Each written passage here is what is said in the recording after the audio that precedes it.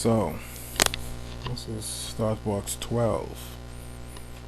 Um, this is a funny one. Um, I think this is going to be about self loathing. Um, I've done a lot of things in my life thus far. Some good, some bad. Um, my memory is better in regards to the bad stuff than the good, and I think that's all of us. I think that's all of us. We all have some form, some level of self-loathing, and it taints everything. It taints everything. Um, yeah, secretly in my hidden place, I never really worry about what people say about me, and the reason that is because anything they say, I could top. I probably have talked. I've said very bad things to myself, um, either repeating or reinforcing something that someone else said, or just stuff that I know that they don't know. So it's stuff in all of us that only we know, that we are, that we do, that we think, that we whatever. And we're our harshest critic, and I'm no exception.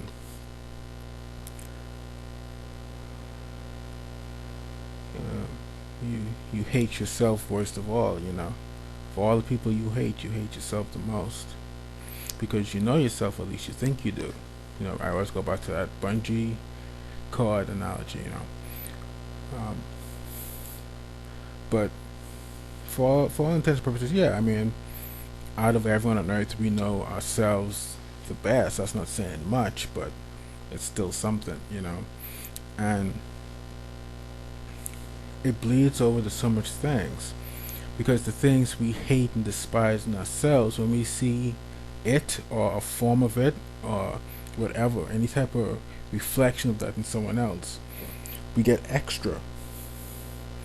We get extra about it, because it's self condemnation. You know. Um,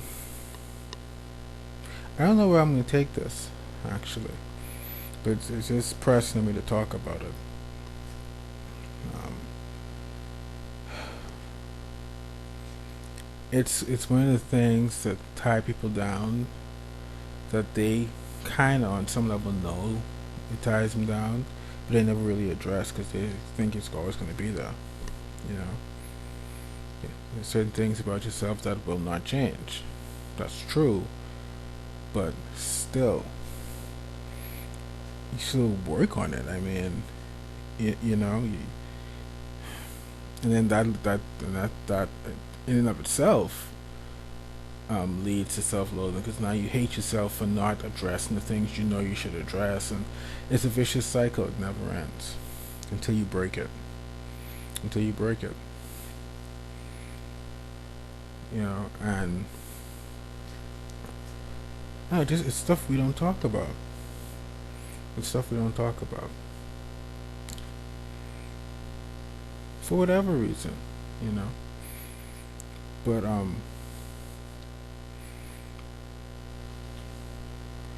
what do you do? What do you do? Because it's a part of life. It's a fact of life. So, what do you do? One thing to do is to surround yourself with good people. In and of itself, it does nothing in and of itself, but it facilitates. It facilitates change, because you want to live up to the friendship, to the people, to to the relationship. You want to be worthy of it. So when you address those things in yourself, um, And for moments when you slip, when you fall, you have someone to catch you. You know, um, I have a lyric in one of my songs that says, "You can't hold a net that catches you." You know, you, you can't save yourself, not by yourself anyway. You know, for all our wisdom and strength and determination and all these positive traits, we can't do it alone. You know, and what's worse is the fear we have of people. You know, this could be a thought box in and of itself. You know, this fear we have of letting people inside, and I know this intimately. I mean, this has been my life up until this point. You know, and every time I try and let someone in, 9 times out of 10 times out of 10, actually, to be honest, if I really don't get into it, if I'm gonna be real, I've been stabbed in the back, betrayed, let down, what have you, as we all have, as we all have, you know. But that's risk versus reward. Like that pain is small to the benefits that you get. Small. Even when it's a weakness, because like for me, I have trust issues, all these things. So when someone does do something that I shut down, I go on off. And one, that does nothing. Two, um, it, if anything, it makes you take a step back in a negative way. So, so saying that it does nothing actually isn't completely true. It does a negative thing, because it's like, oh yeah, I reaffirm why I'm afraid, and it's like it should be the opposite way of that. Of okay, this is the sting of it. I'm alive. It wasn't as bad as I thought. You know, it's something I struggle with still. You know, because that's the thing. You keep on extending your hand and you keep on getting bitten. Every time I pull my hand back, there's less and less of it. You know, what do you do? People are people. You know, people are people. You know, we hate them, they hate us. We hate ourselves, they hate themselves. It's all hate. It's all hate. That's why love's such an amazing thing. Because it's amazing, just that it exists, really, in a world like this. And even that's suspect, you know. And then the thing is, if someone is being cool and pure and all this stuff, people so jaded and tainted, they can't accept it for what it is and reject it. And then, one, reaffirm in their mind falsely now that this no one's worth letting in. The person who come pure realize, well, maybe I should just be a piece of crap like everyone else, because that's not even make any headway, and that's false. You know, so everyone unhappy unnecessarily. You know, that's the thing. It's a self hatredness and it's a fear that if I let this person in, they can see me as I am and they can leave. You know, and honestly, if they do, oh well. You know, but more likely than not, they won't. You know, I think it's always multiple factors, and I think this is the factor I never really thought about. A lot of my relationships of all sorts, really. That, well, actually, one of my friends actually told me that I'm too good to be their friend, and it's like, what are you talking about? You know, what are you talking about? You know, don't confuse the person you have on a pedestal with the man. That's another thing. You know, we lower our value and we raise the value of other people. You know, that's a mistake too. We're all just humans. We're all just trying to make it and get through and move on, grow, do something. You know, we're just we're just humans with weaknesses and strengths. That's all it really is at the end of the day. And my thing is, no one could really help me. Not directly. I don't want that. Because I know that's not what it is, at least for me. I know for me that's what it is. People just need to be around. And when they're not, it's like, oh, okay, well, cool. I'm like defaulted back to I have to catch myself now. You know, and it's unfair that no consideration is given for from what I'm going through and whatever, how I'm feeling or whatever. They just want someone to be there for them, and that's fine. I don't necessarily mind that, but it'd be nice if it's reciprocated, and it wouldn't be in the same way because that's not what I want from someone. Just be around. You know, rejection is a serious thing on every level. For me, anyway. I can't speak for other people, but for me, it is. You know, and it's funny. You could always tell what a person fears by what they do. You shut yourself off from people. One, everything's the law of opposites. One, that means you want to be close to people. That's one. Two, that means you're afraid of people. That's another thing. That's kind of obvious. And three, when you shut yourself off, that means you feel a lot. So you do that as a defense mechanism. So it's the opposite. People who seem cold are the warmest, I guess you could say. They're the ones who feel the most. The ones who are outgoing are the ones who actually don't really care about people like that. That's just what it is. It's a bluff. Hmm. Yeah, but that's what friends are for, though. They see through the bluffs, and they see us as we are, at least to some degree, as much as we let them in a way. You know, I don't know. It's just, I think what prompted this is we're kind of all in the group on the off right now. Things happening, things aren't happening, and we're trying to deal with it ourselves because we are actually, pretty capable people.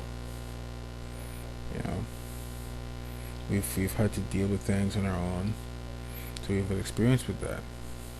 We're strong in certain aspects. We are, but to me, we're doing ourselves a disservice by cutting each other off. It's harder to break like a bunch of stuff, a bundle, than it is to break a twig. You know.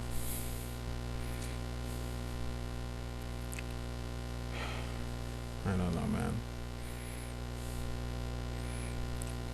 Because the solution isn't just, it is, but it like partially, but it's not just leaving here. That's not what it is by itself. Because we take around worlds within ourselves, and that mirrors and reflects the world outside, which reflects back on us. So we can't ever get away. Now that's we talking about levels now, on levels, because we all know that being here killing us. We know that. We know that.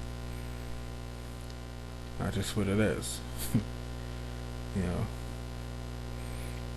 But you have to keep in mind that we can't do it alone.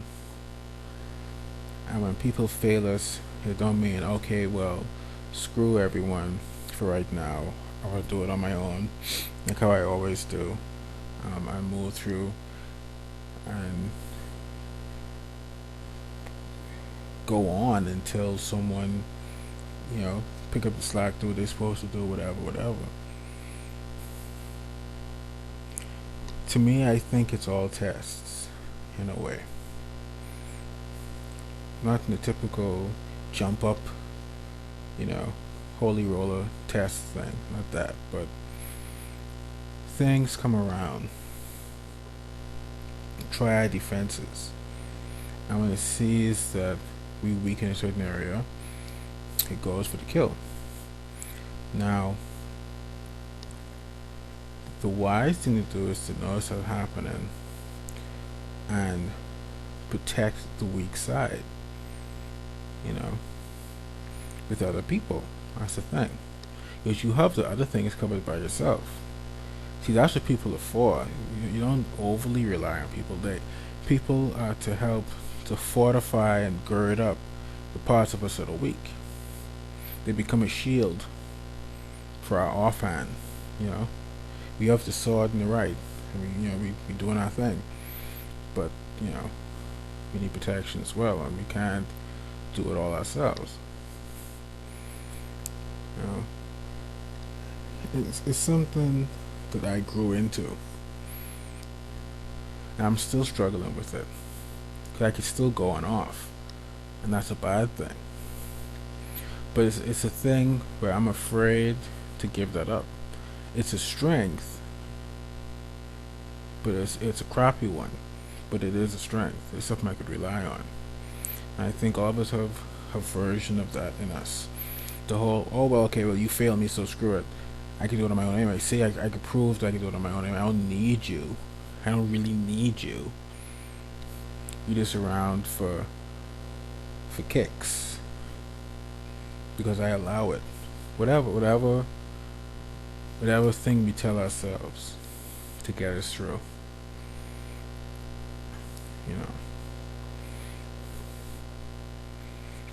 Self-loathing, and it's twin pride.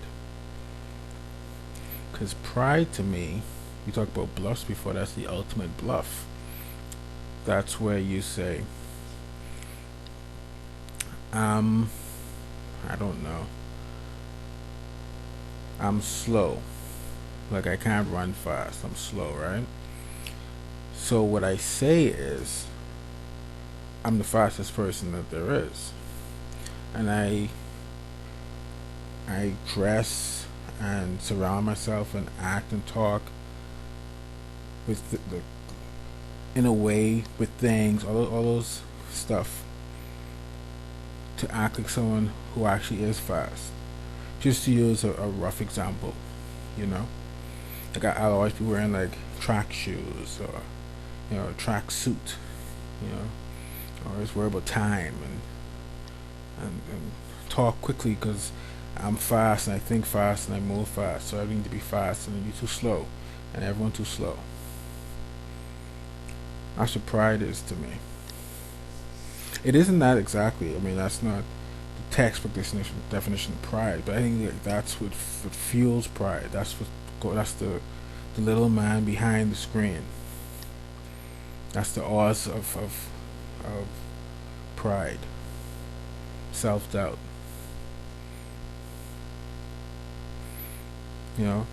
Or something you accomplish, and you look proud about it. Like, yeah, I did this, and da da da, and you go on, and I always refer back to it, and it's like, okay, that's cool and all, but why are you going through all that? Were you compensating for something else? Do you really think this one thing that you did back then is such a big deal? I don't fully agree with the notion of you only as good as the last thing you did, but there is some truth to that. And in this case, it applies in a way.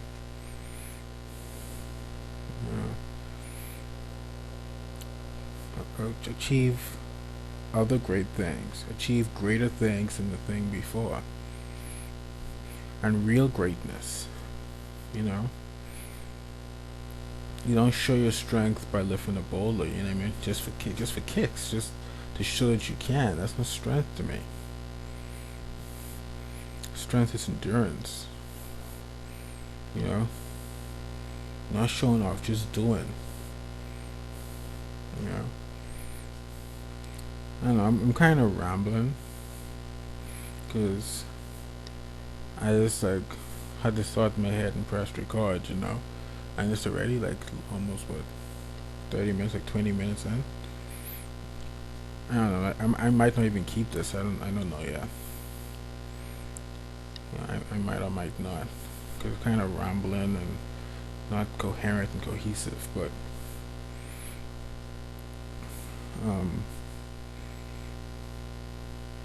I don't know. We keep on falling into the same traps. That's I think that's at the heart of it. What I'm worried about, and what I want to address.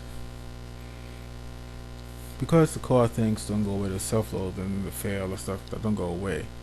So the traps always catch us. It's a custom made, a tailor made for us. And until we evolve, we screwed.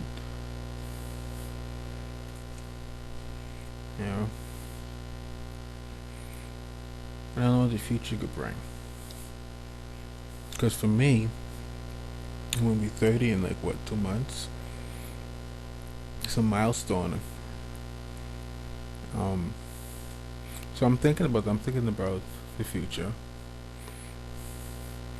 And there's gonna be some difficult things to decide, some difficult things to do, some things to get over, some things to pick up, and some other things to put down.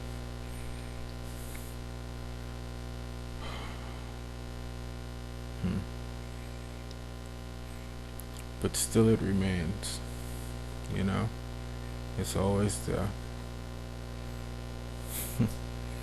it's just the one thing we can't exercise no matter what we do.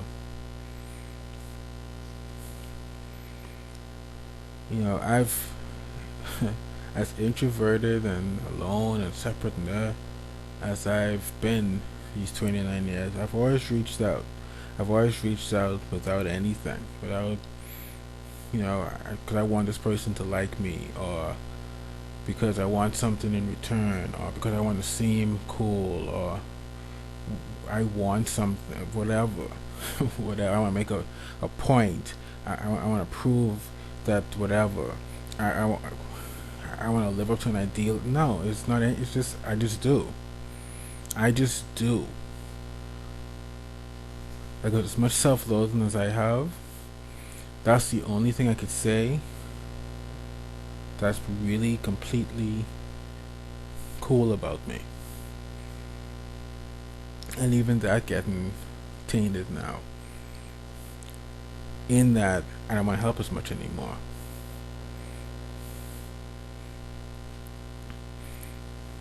Because it's just it's overextending yourself, you know.